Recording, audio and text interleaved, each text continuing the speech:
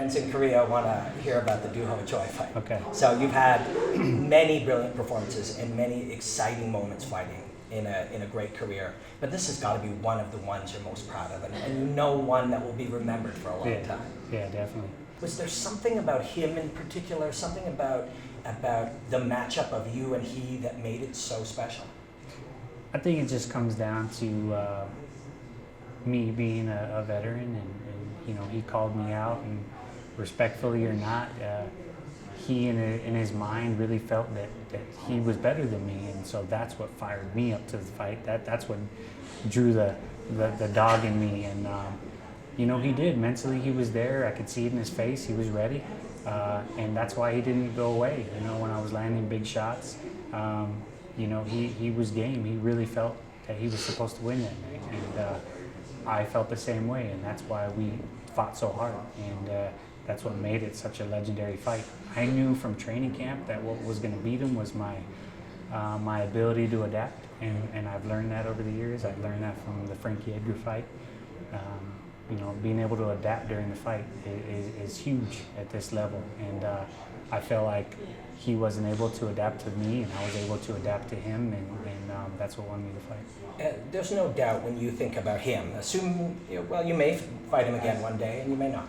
And either way, you know without a doubt that man became a better fighter for having had that fight, right? But for the things he learned about himself and how hard and far he was pushed, he became a better fighter that night too. Definitely.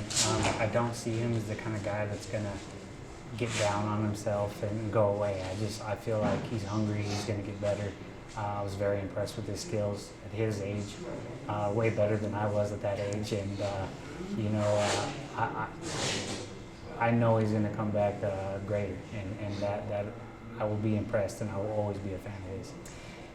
Yeah, me too. He is a fantastic fighter. When I was breaking it down in advance, there was elements of art versus science. You know what I mean?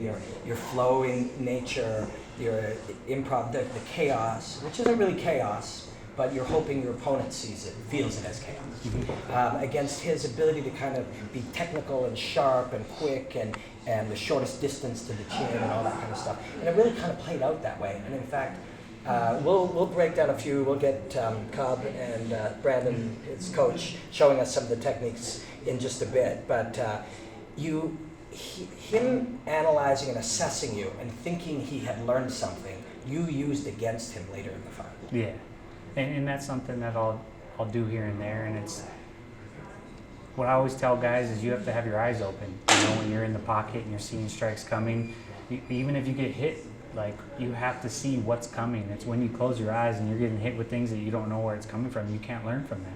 So being able to be aware in that moment and be able to make adjustments on the fly is very huge and very hard to do.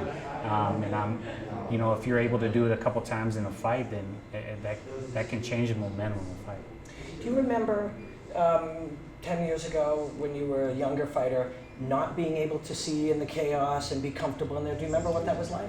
Yeah, I remember being able to kind of keep my eyes open, but I would be stuck in rhythm patterns. I wouldn't have the presence of mind to be able to change patterns because you get used to the same thing. You hit the bag the same. You know, when I hit the bag, when I do a lot of drills, I try to consistently switch it up, switch stance. Consistently be inconsistent. Yeah, exactly. The other day, my girlfriend came to the gym with me, which she doesn't very often, but I told her, I was like, come here.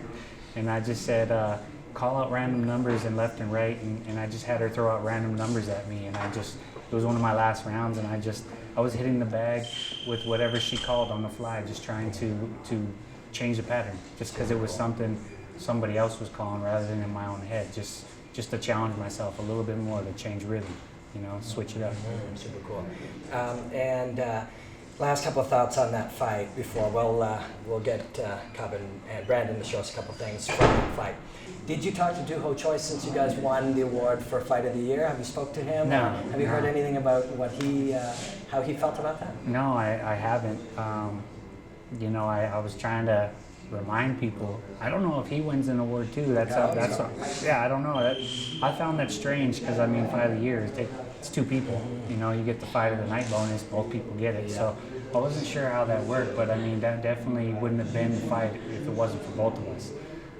he pushed me, you know, he brought out the best of me. So, you know, I'm grateful for that. And so I'm glad he's taking some time off, and I know he's going to come back hungry. And, you know, I'm sure we'll talk at some point. I don't know how good his English is.